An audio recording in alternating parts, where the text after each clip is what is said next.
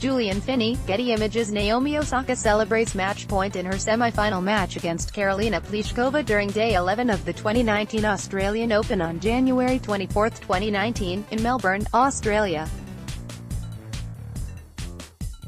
CNN, Petra Kvitova and Naomi Osaka will play for the Australian Open title and World No. 1 ranking, after both won their Thursday semi-finals in scorching Melbourne. Thankfully for players and fans alike, the roof on Rod Laver Arena was closed for most of the day to provide shelter as temperatures reached around 40 degrees Celsius (104 Fahrenheit).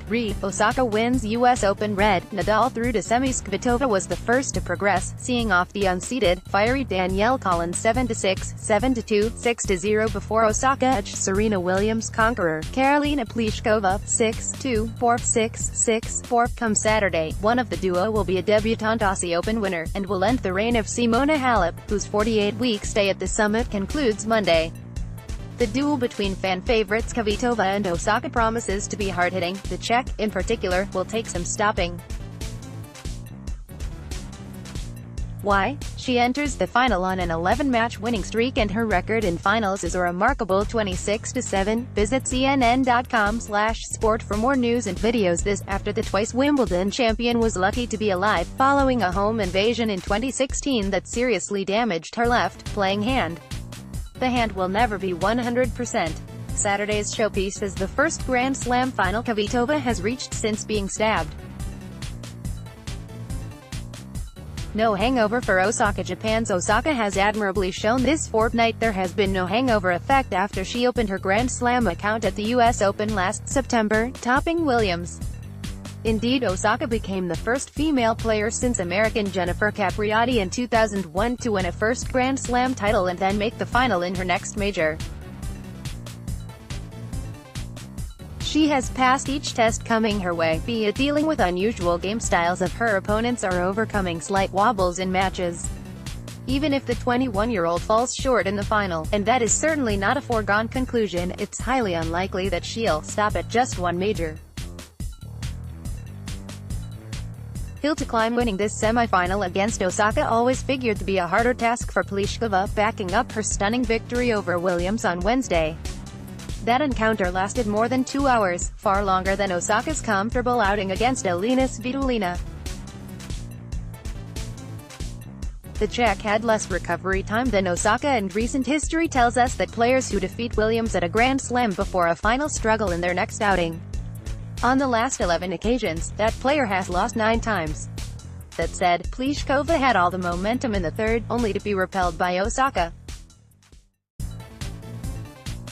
Getting hot in Harris. Australian Open introduced the heat stress scale from 1 to 5 to gauge Melbourne's intermittent, sauna-like conditions.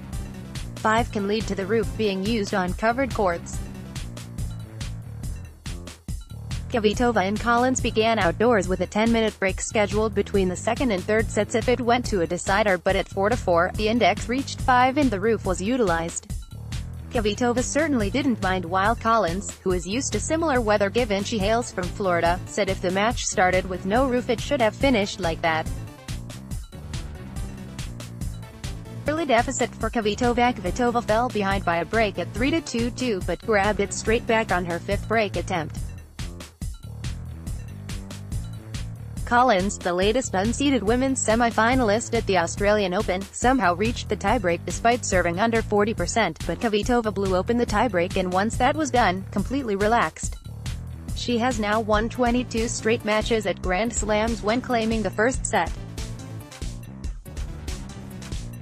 Collins took issue with chair umpire Carlos Ramos, he of the US Open Williams-Osaka controversy, when he ordered a first serve to be replayed because the net machine inadvertently beeped in the first game of the second set.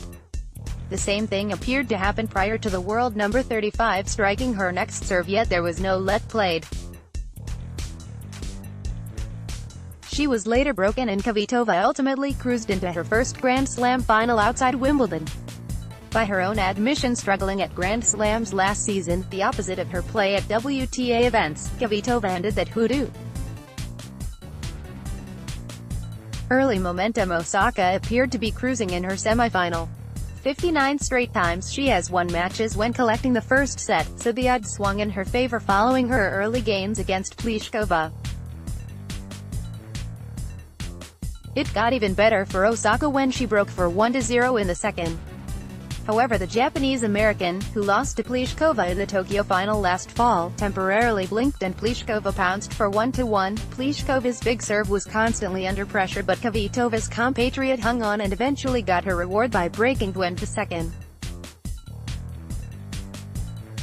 Momentum switch. A two-game swing settled matters in the third. Osaka saved 3 break chances at 0-1, 2 by crunching backhand winners, and then broke to love as part of a 10-point run. At 4-3, a huge ace saved another break point. The tussle ended on via Hawkeye, Osaka challenging a rocket of a serve down the tee called wide. Waited for the ruling, Osaka put her hands together as if to pray. She was proved right.